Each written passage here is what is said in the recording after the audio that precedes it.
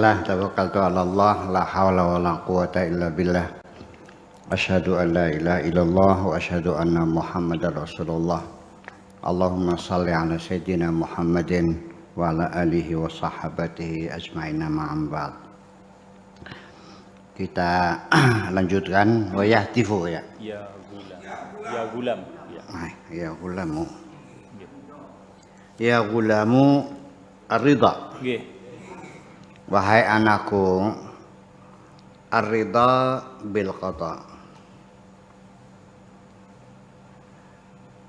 Sikap hatimu yang selalu menerima dengan segala senang hati. Itu maknanya ridho. Terpaksa diterjemahkannya panjang. Sikap senang. Yang rela tuh nggak paham mana rela tuh. Sikap hati yang selalu menerima dengan segala senang hati apapun yang menjadi keputusan Allah, itu adalah ridho. Apabila engkau selalu rela dengan apapun menjadi keputusan Allah, itu atyabu min tanawulid dunya ma'al munazaati, lebih membahagiakan dirimu, lebih nyaman daripada engkau banyak memiliki dunia tapi di dalam dirimu selalu ada ketidakpuasan. Ketika dalam dirimu ada penyangkalan. Kenapa? Karena dunia ini selagi engkau masih menyangkal, dapat berapa saja engkau selalu kurang. Jadi kapan kamu senangnya? Kita terangkan dulu ini sedikit agak ini. Dulu ketika engkau belum punya sepeda, pengen punya sepeda enggak? Kenapa punya sepeda? Karena melihat teman-teman pakai sepeda. Sekali goes 5 meter. Sedangkan melangkah sekali tindak hanya setengah meter. Pengen kan? Setelah punya sepeda, pengen punya apa lagi? Setelah punya motor, pengen apa lagi? Setelah punya satu berapa? Setelah punya mobil, pengen punya apa lagi? Pesawat terbang. Tidak akan pernah habis-habisnya. Jadi kapan Anda merasa nyaman hidup? Ketika Anda sudah merasa puas dan senang hati apapun yang diberi oleh Allah. Daripada kamu banyak hartanya tapi tidak pernah puas. Jadi kepuasan dunia adalah dengan sikapmu yang selalu menerima apapun yang menjadi keputusan Allah. Ini seperti diterangkan. Orang kaya yang selalu merasa kurang, orang miskin yang siap menerima apapun keputusan Tuhan, mana yang bahagia? Saya datang orang perempuan menangis, berkeluh kesah, alasannya kapal lautnya tinggal 2, truknya tinggal 4. Dia nangis. Padahal di belakang rumah saya, sana sih, banyak orang miskin yang buat makan besok aja nggak tahu, masih bisa tertawa terbahak-bahak. Jadi mana yang bahagia? Udah paham? Itu. Jadi yang penting adalah membangun sikap hati, siap menerima apapun keputusan Tuhan, apapun pemberian Tuhan dengan segala senang hati. Ya udah. Sementara kita baru punya sepeda, sudah dinaik sepeda dinikmati. Iya, nanti dikasih motor ya silat nikmatinya. Ya, terus nggak bisa beli mobil ya udah. memang lebih baik naik motor daripada naik mobil. Mobil kan resikonya lebih besar lagi nantinya. Jadi saya kira itu yang paling penting. Kemudian halawatuhu ahla fi qulubis siddiqin. Ya. Rasa manisnya kehidupan lebih manis yang ada di dalam hatinya orang-orang yang siddiqin, orang-orang yang sudah benar-benar mapan di dalam keyakinan dan akidahnya. Siddiqin selalu membenarkan apapun yang menjadi keputusan Tuhan. Min tanawulis syahawat wal ladzat wa ahla indahum minad dunya jami'iha. Itu lebih nyaman daripada engkau bisa mencapai pemuasan syahwat, birahi, seksual, kesenangan, makan enak, ya. Tetapi Anda selalu tidak pernah puas dengan apa yang dapatkan itu. Ya, sudah sekali bisa main cewek sehari, seminggu sekali pengen tiap hari. Setelah sehari satu pengen sekali pakai 10 ceweknya pengen. Jejer. Nggak bisa habisnya gitu, iya. Dan terus setelah punya sawah 1000 hektar beli lagi 20 hektar habisnya.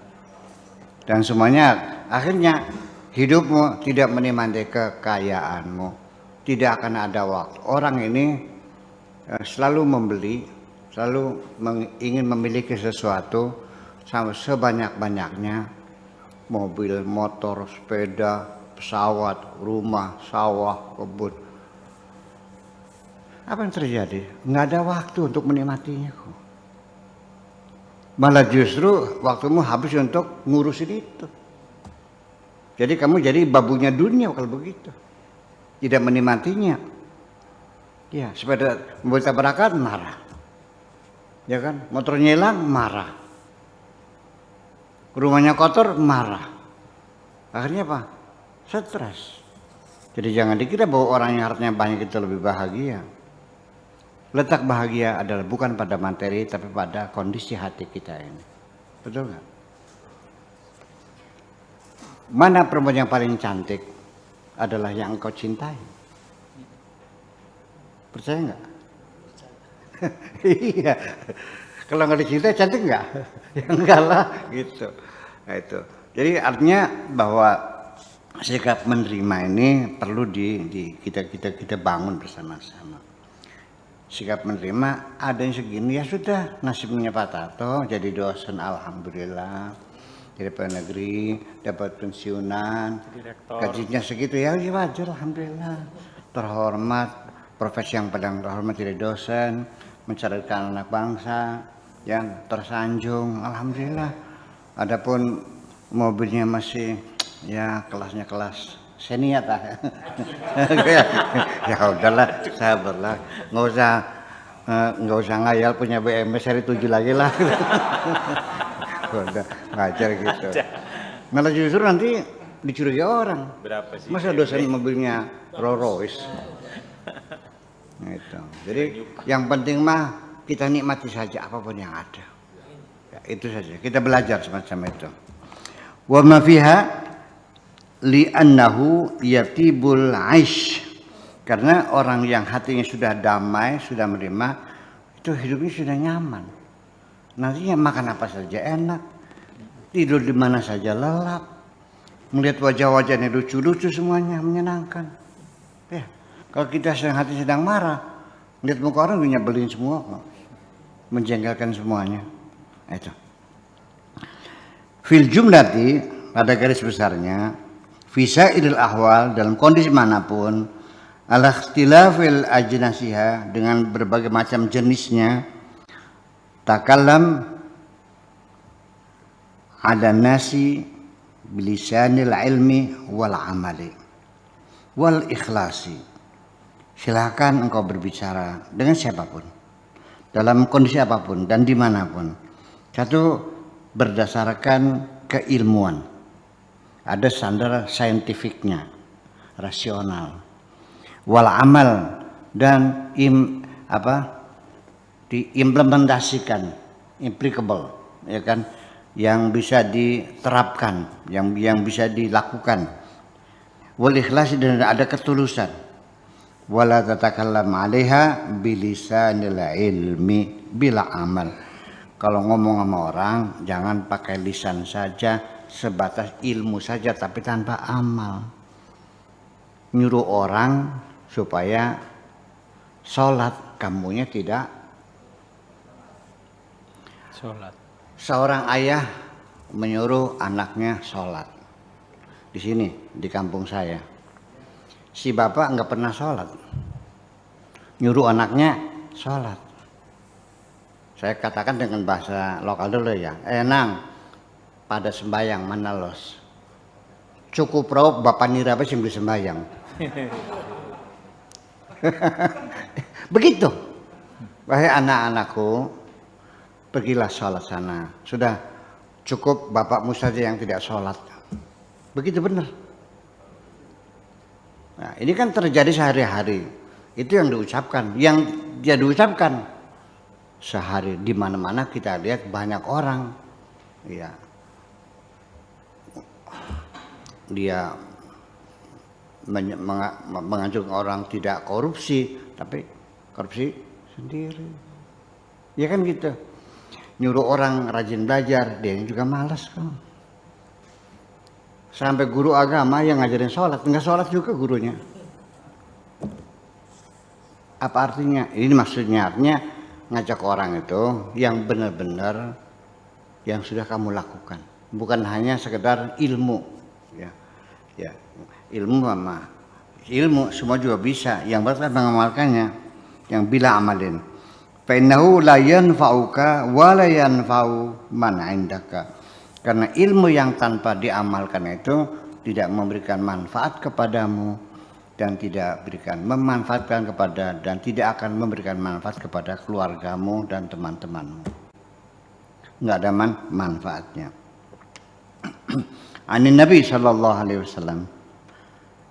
Anqal, beliau berkata, wa yahtiful ilmu bil amali. Ilmu itu akan berbisik, akan mengundang, akan mendorong kita untuk beramal. Itu ilmu yang bermanfaat. Fa in ajabahu, itu pun kalau dijawab panggilannya itu. Ilmu mengundang kita untuk beramal. Ketika dijawab panggilannya tidak amal, ya sudah, itu namanya benar, berkah. Wa illa, kalau tidak dijawab, irtahala, ilmunya pergi. Yang dimaksud pergi itu tarhalu barakatuhu, artinya keberkahannya yang hilang. Hanya ilmu kok hanya bisa debat aja, ngadu dalil. Kelakuan mah kayak monyet kelakuannya. Iya, ilmu mah tinggi, kelakuannya kayak monyet. Ini banyak sekali. Namanya, kalau ini namanya jarkoni, ngajar uang ngelakoni. Iya, ya, itu semacam itu. Nah, ini terjadi pergeseran nilai dalam pendidikan sendiri. Harus kita perhatikan bahwa pendidikan kita zaman dulu, pada waktu kita masih kecil, namanya sekolah di SD, SMP, SMA, di pesantren, itu kan pendidikan sifatnya normatif. Artinya ketika guru ngajarin saya sholat, gurunya sholat. Kalau guru ngajak kita zikir, gurunya juga berzikir. Itu adalah pendidikan yang sebenarnya normatif. Tetapi sekarang sudah bergeser. Pendidikan kita dengan deskriptif. Yang penting murid paham. Mengerjakan atau tidak mengerjakan itu bukan tugas guru. Yang penting Anda ngajarin murid jampi-jampi sholat, bisa sholat, selesai. Itu tugasmu. Adapun melakukan sholat atau tidak, itu bukan tugas guru. Itu namanya deskriptif. Yang penting asal paham. Saya seperti itu. Sehingga banyak, bukan di sini aja, di sana, di Timur Tengah juga. Bulan puasa, dosen ngajak ilmu tafsir, tapi sambil ngerokok. Jadi kayak orientalis kan. Orientalis kan ahli agama ya, tapi kita tidak mengamalkannya. Seperti itu. Jadi hanya ilmu aja, nggak ada barokahnya. Itu sudah semakin banyak di sini. Gejala seperti itu sudah semakin banyak. Ya. Banyak orang bicara tentang tasawuf, tapi dia nggak pernah mengalami perilakunya beda. Iya. Dia ngajak orang supaya meninggalkan dunia, dianya serakah. Iya. Dia mengajak orang jujur, dia juga pendusta. Itu. Jadi ke depan memang kita nggak usah kagum dengan ilmu. Yang perlu kita kagumi adalah pembuktian dengan perbuatanmu sendiri. Sedikit apapun ilmumu, tapi ketika engkau amalkan, itulah yang paling hebat. Kalau tidak, ya keberkahnya hilang. Hanya sebatas ilmu saja. Ya. Wa tabqa 'alika hujjatuhu. Yang tinggal hanya hujahnya saja. Argumentasi saja, premis saja. silogismenya saja, kesimpulan-kesimpulannya saja. Hanya sebagai dalam artian keilmuannya saja. Tasiru aliman maftunan. Engkau bisa menjadi orang alim yang dikagumi. Ilmunya hebat, betul. Iya, betul, kagumi. Waduh, bukan main, wawasannya luas dan sebagainya. Iya, bi'ilmihi, dengan ilmunya. Tabqa indaka syajaratuhu. Tapi yang ada hanya pohonnya saja. Engkau punya ilmu seperti punya pohon, pohonnya hebat, hanya pohonnya saja. Wa tadhabu anka samaratuhu, tapi buahnya enggak ada, hilang. Jadi orang yang punya ilmu tanpa amal itu kayak orang punya pohon tapi enggak ada buahnya. Punya apa? Punya pohon jeruk. Buahnya mana? Enggak ada. Lalu yang lucu apa? Daunnya gitu. Iya. Jadi orang yang punya ilmu tanpa diamalkan tuh di sini diibaratkannya seperti kita punya pohon tanpa buah, tanpa buah. Salillah, tanyalah kepada Allah Azza wa Jalla, an yarzuqaka halan wa maqaman. Mintalah kepada Allah supaya engkau diberikan hal dan diberi maqam, diberikan keteguhan hati, kemantapan jiwa untuk bisa mengamalkan segala ilmumu, maksudnya begitu. Wa maqaman, dan posisi baina yadayhi, di sisi Allah. Fa idza razaqaka, ketika engkau diberi rizki oleh Allah, dianugerahi dengan keteguhan hati, kekokohan jiwa, bisa mengamalkan dengan tulus ikhlas. Salhu kitmana dzalika, mintalah kepada Allah supaya keistimewaanmu, bisa mengamalkan segala ilmumu itu tetap disembunyikan. Jangan sampai ada orang lain tahu. Sebab bagaimanapun juga apa yang menjadi sumber kebahagiaanmu ketika banyak orang lain tahu, diganggu. Saya enggak. Kalau orang tahu Anda punya uang 1 miliar, hati-hati, jendela pasti teralis semua. Betul enggak? Ketika engkau punya istri yang cantik jelita, so hati-hati. Iya. Iya. Jadi kenikmatan yang membahagiakan kamu itu ya dirahasiakanlah. Fa'amma bi ni'mati rabbika fahadits, itu bukan dalil kita menceritakan kenikmatan. Kita selalu menyadari kenikmatan, bukan menceritakan. Masa diceritain gimana lagi?